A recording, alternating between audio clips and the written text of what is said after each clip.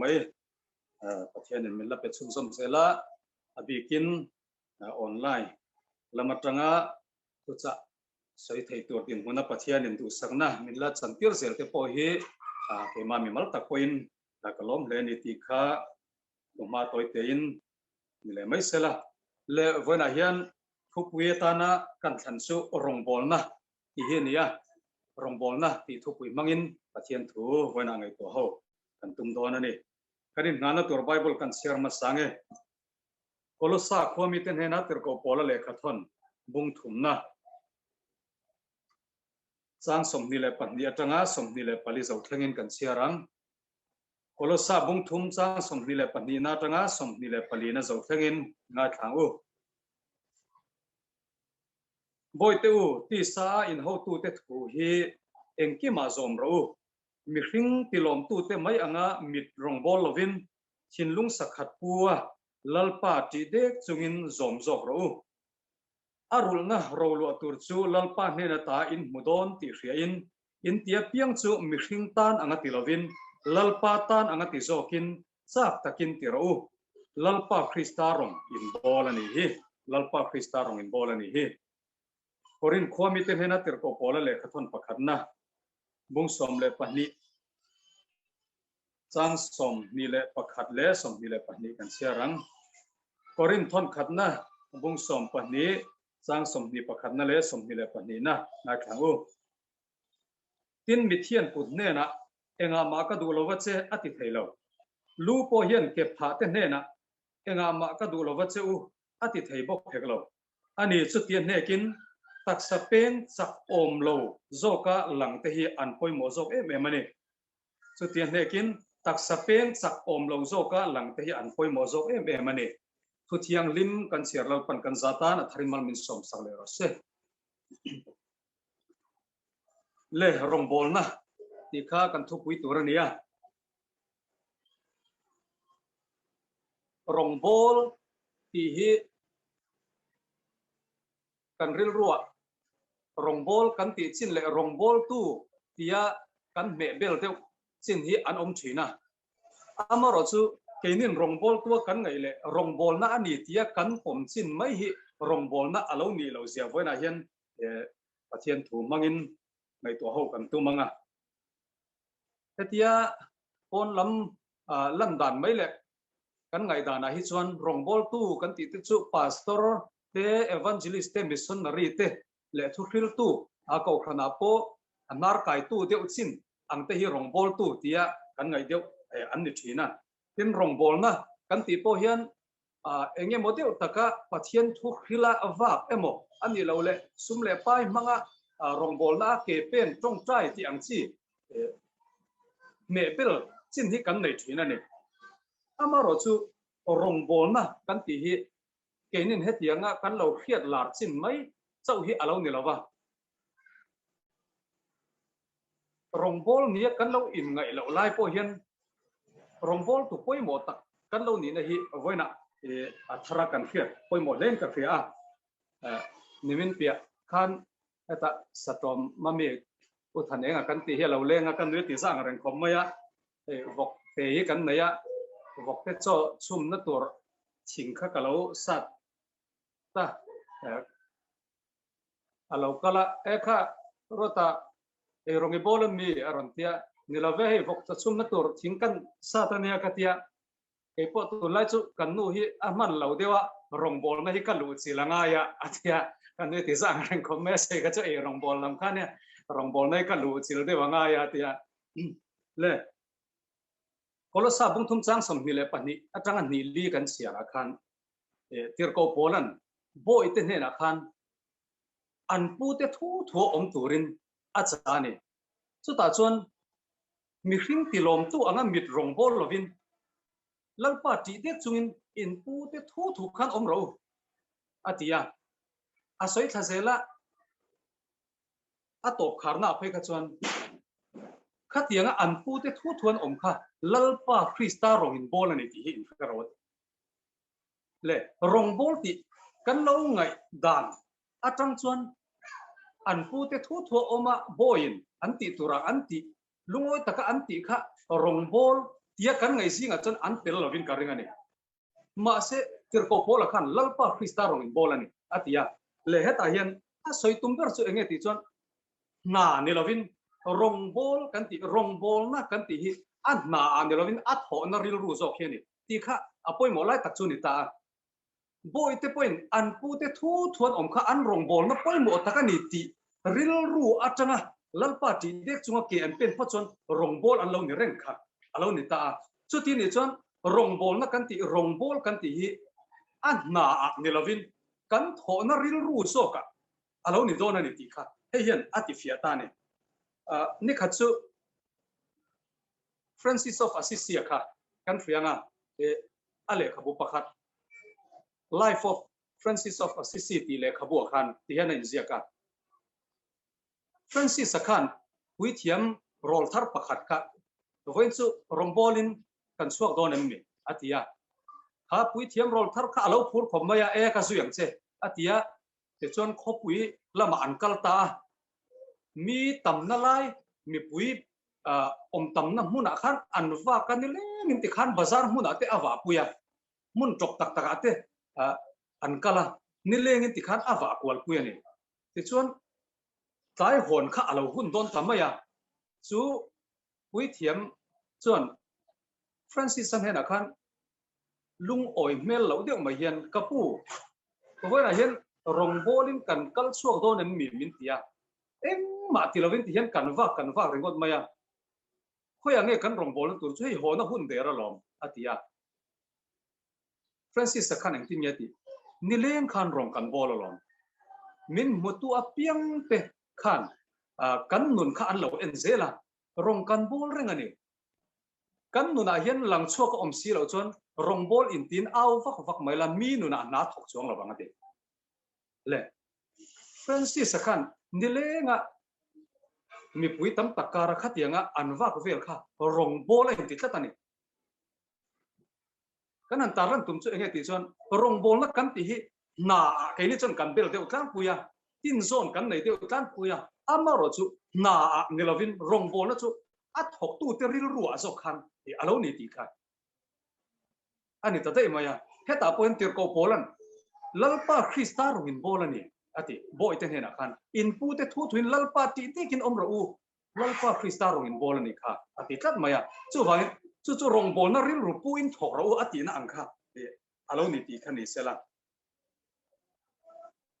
kan nung khuset kan nei lai po khan federal kan na soi kha e a tha ka ti khom maya pathian ta na hun pe a ain ser khan thin dan te kha ni khata minute som pangate dar kar chan vete ati rei tel tela eng ma chang chung chung tai tur po ka chuang lova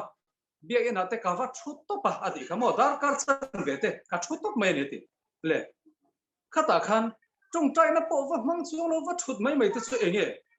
apoi mo na omang a lok na omang ti kha kan ril ro om mai the amaro chu pathian min ain ser khan thatani kha tak mai kha rong bol kan ti voina kan soi tum na zona nia apoi mo le ni hey so ngai chung trai kan ti te po hi ni le nga sat lak lo wa chung trai kha ani chuang lo so ngai lal pa tan kan in ser khan na kha poi mo a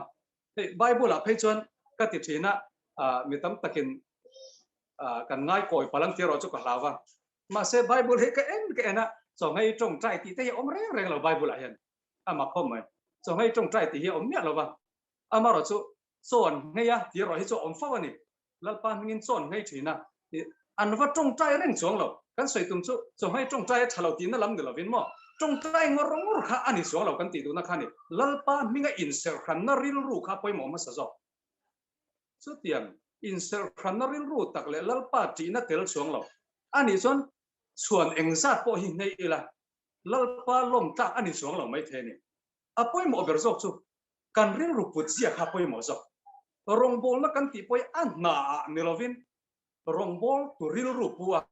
rong bol na ril ru puwa kan tho na zel hi rong bol na king lal fa lom klak chu ani don ani ti kha voi nia kan soi tu mania le ta hian atong bul lama tangin chui tai la hebrai hian rong bol na ti hi avoda antia chu chuan thil chiri akeng tela hei kan hriat chuan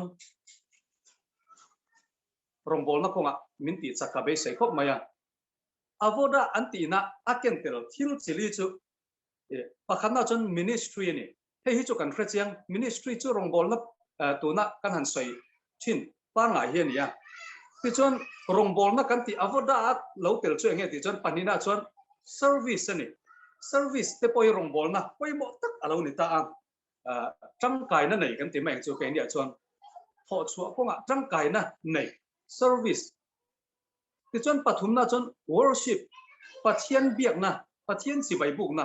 worship te poi rongbol ti avoda khan alo tel la ti chuan apalina chuan work na po hi na tho po hi rongbol ti khan alo tel sak mai ni hebrai tonga avoda ti rongbol na kan ti hian thil chili kha om sia nei ya om sia palian nei ya kan te song chu chung te chu tuna kan an sei ta khan ya kata khan ministry ngor ngor chau kan ngai to chon rongbol tu ni velo hen kan ngai thaya rongbol lo wa hen kan in dareng thei dor ani amaro chu khang a chi dang ho kha kan ngai to tela rongbol tu ril rupua rong ka bol ni ti hriat na ne na ke kan pen pui pot chon rongbol na ko ngai hen sak na thar kan nei phang nge ti he vai ni hen ni ka be se me ma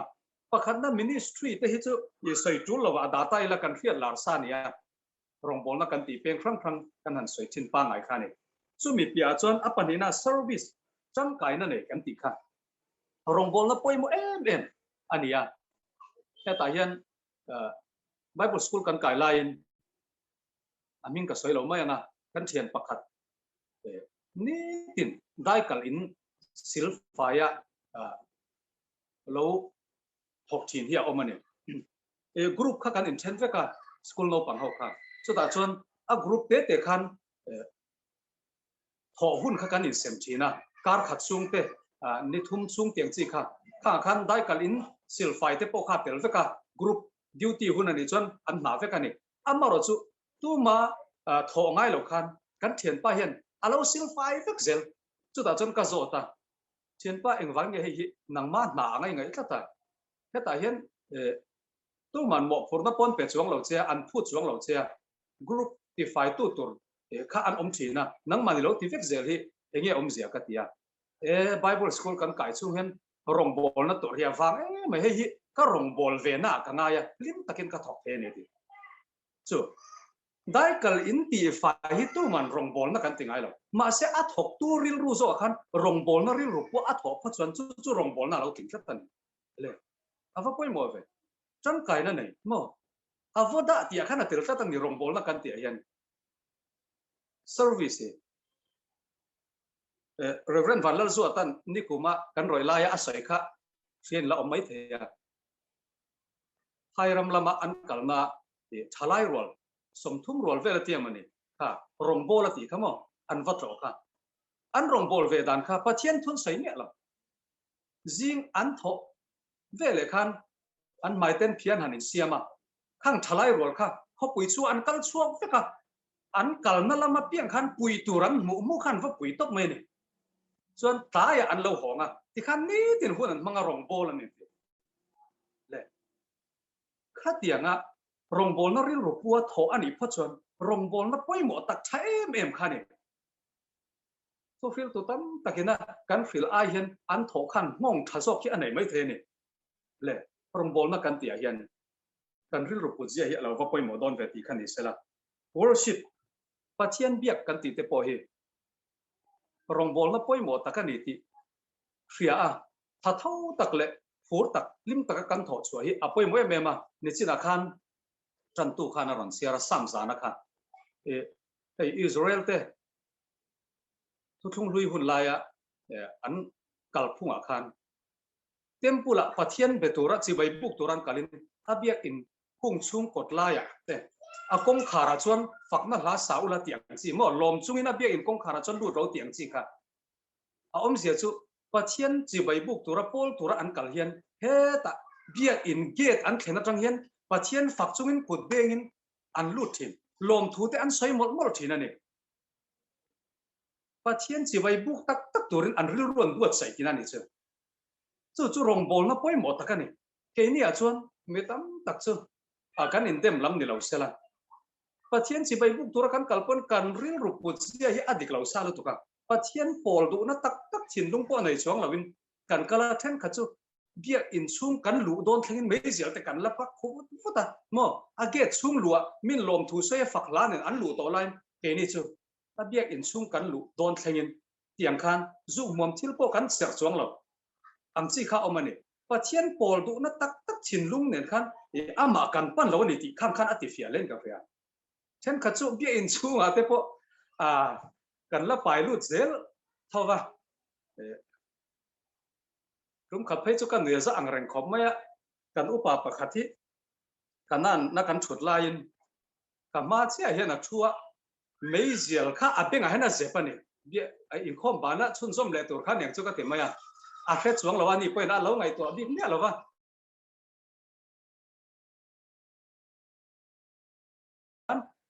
in khom bana chen ngai dam min bil mol mol mai a zia lo le mai apuro the atia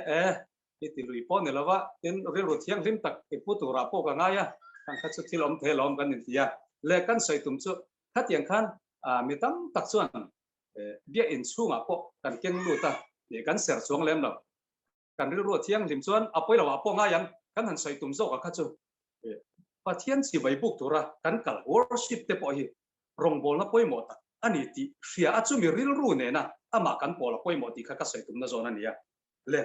heta hian san vo nei tu chi rang rang te po hian rong bol na poi mo tak voi na han kan ya ni ti ril ru puin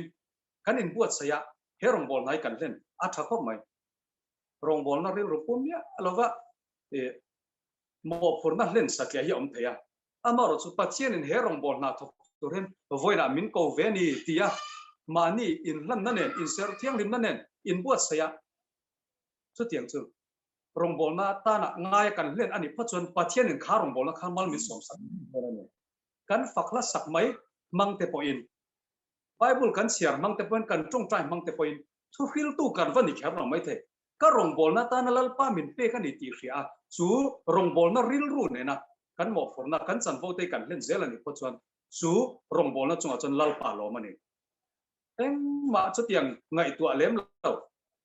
la kan sakpen moi tak le thiam tak pen va sai la ma ni lama mo rong bol na ril ru kan pu chuang mi lo ni chon pathian hian rong bol a min ngai lo mai the ni ma se kan thiam lo alo ni poin bala takin kan ti ni poin ke ma ni rong bol na ril ru pu lal pan hei voi na tan ka rong bol na min pe ka ni rong bol na ta na min pe ve ni tia trong trai na nen in la na chu tianga kan mo for na te kan chan vo te kan len thil nei chuan chu rong bol na chungan pathian alom ngai ang ti hi arin om ani ti khani sela ti chuan na tho te po hi wo kha rong bol na lo ni ta tho thowa hei hi rong bol na chon kan ngai lo berin arin oma ma se tian soile tai la ru ti kha bilir haman no pui kha mi hau safanunia eng ma thok ngai lo ni amaro chu pasalam na ya cho an han eya cho e khama theng sil te lo tul ve ta har sa ti thin ko mai theng sil kha ru ti khan har sa ti thin lu tu ka ni ma se pastor ne na avakala har sa na thuan kin khan pastorin ti hian ti te thengi sil do na piang khan voina hian lalpa rong ka bol do na ni ti ril ru pu in theng sil kha rong bol na han ngai phot mai te ti chuan pu takin nom ti takin i tho tai ka ring ani atia ti chuan theng sil na hmuna khan lekha azia ka tar ta he hmuna hian ni khata voi thum pathian rong ka bol ani tin theng voi thuma sil thin kha pathian rong bol na ril ru pu in a thok ta ti chuan nuam pi takin a thok thei ta nen ti le na tho po hi rong bol na ril ru pu kan thok ani chuan ni china kan chiar tak tak mai kha kola sabung thum chang som ni le pan ni li kha boi te po kha an pu te nan tho sakha rong bol na ril ru puin an tho pho chuan lalpa krista rong in bol ani kha ti kha polan anem nge sakna ne le voina hian kan na point an rom lowang amaro chu kan no tho na mun thwa point mi hring ti lom tum anga mit rong bol mai mai lovin lalpa rong kan bol ani ti ril ru pu in thok ta ela pur takin nuam ti takin kan thok te yanga kan na lom nge nge yang kan tho sakate poi an lom nge nge yang lalpa alom bokang alok don ani chu van rongbol kan ti hi voina tang chuan te mo evangelist missionary le he ta to feel to big te khoi tu lok deu kan tel chu kula tai kan man thin deu te chau kha ni lovin na thona huna point rong kan lo bol zelani ti ril rupua ke kan pen pho chuan kan thil ti engki ma hian lalpa lom na alo thleng don ani ti kha ani sela chu ta chuan mani in ngai niam na kan ti don nge in sit na ril ru hi alian ma khop maya maro chu korin thon khan na bung som pani sang som ni pakhat ni kan siara kan mitin beng ne na ka ma mo ve reng reng lo che ati theilo chu tiang chon kut point ke te ne na ka ma mo lo che anti theilo tak sapum khatami ve kan ni an na tho khain ang lo ve ni tak sa hian mit vek ni ta sela hriat na chu khoi ange om ta anga ti polan mit vek ni ta sela hriat na chu khoi ange om ta le afia kho mai thu khil tu vek ni ta ringo tila Christmas ni ate kan zawa hen thu khil ta loi loi mai la kan roi the tur min buat sai sak tu te om ta lau sela eng tin nge ni tang le kan tho tur zon te khala om zel ani rong bol na vek ani mo kan tang kai na zon te te kha om rong bol vek kan ni ti hi ni fe la hu tak le lim patin kan thok te ya tak sa po asoi kha polan chu tien ne kin tang kai lo om anga lang te hi an poi mo zo me man he ti kha ko khan rong bol na po hian lang sar taka pathian aman kher lo te po hi mi poi mo tak an lo ni rong bol na zona ko khan ke pen zel na hian taksa teng khang kha khan ngai toila lang lo te kha poi mo zo ka ti khamo taksa zo kan halin enanga kan ngai poi mo hi chu hei kan chei mo ya kan thuam na sa amaro chu lang lo lam hian poi mo zo kan thin kan lung kan chuap nat na ten to kila kan pon lang thei nat na ain sung lam nat na hi aril dei zo ka alo poi zo fe thina ni le an na tho chung changa po kan ni tin nun ta na hian kan pon lam lang thei lam ain chung lamina an tho hi apoi mo dei zo kan nun na ta na po hian chu zel chu nia alang sar lawa hian mi poi mo tak tak te kan om hlomani ti hi kan ni thriata rong bol map na poi mo tak kan sela kan thok thewani ti hi bona hian in thre thar leila chu chon ko khan nung aron siam chho zel don ani ti kha ta hian poi mo em ma Jeremia bung somli le paria chang tha da taka lalpa na thok tu chu an chedong om lo se atia chu van lalpa rong kan bol na hian min hun na zon thewa hian kan in tha da lo kha atul don ta ni chu rinom taka kan tho taima taka kan tho fur taka kan tho rong bol na ril rupu kan tho apoi mo ni mathai bung somli le pana chang som pali tha khan a he thu mang hena top kan kharon to me nge talen kol tu chi thum kha kan muwa mi tuemo ramdana akal dona aboi te kova tichon anti thai tok tur angzel thevina tikher khar bible khan talen akol tira talen nga kol tira oma talen ni akol tira oma talen khata kol tira oma tichon khwala jinta alo hon le khan talen nga kol tun talen nga dang alo tipunga apu khalom me mani talen nga akol la talen nga dang aron ti punna chunga khan apu aloma boy thale rin om iti thae ipu lom na lu ro kem te chunga irin om tam tak chunga ka dang se ati talen ni kol tu lo kal le talen ni dang alo ti pung ve apu lom me ma talen nga kol tu chunga alom zat chi khana pu chunga alom talen ni sau iti punga talen nga atling ve lo dewa ati reng reng lo anti thai tok tur ang te apek zona khan alo ti pung ve apu lom me mani talen khat kol tu lo kal ve ati pung mi alo apu thinarim ta engwange talen ni kol tu ti punzat ati pun lo wange mo talen nga kol tu ti punzat ati pun lo wange mo in apu thinarim lawa talen khat akol sun kha ati pung lo vane le lalpa min hun na zonom thu fil tu ro pui takkan ni kher him lalpan min phun mi ala min hun na zon hi om ve ni i talen kha alang sar bio lo mai the talen nga alo ni lo mai the ma se kan ti thei tok tur angzel theu hian pe kan ni i talen ni ti pung em ti kha poi mo berani Italen a khan irin omem ti kha poi mo garani lung oi takin kha italen kol kha ipen chua puyen ti kha apoi mo garani voina hian ko khamte lalpan member nin min hun na zone nang la amaro chu rongbol tu theu kan ne pathian en rongbol tu min ko na zone theu hi om mani chu ta chuan rin om takin lung oi takin pu takin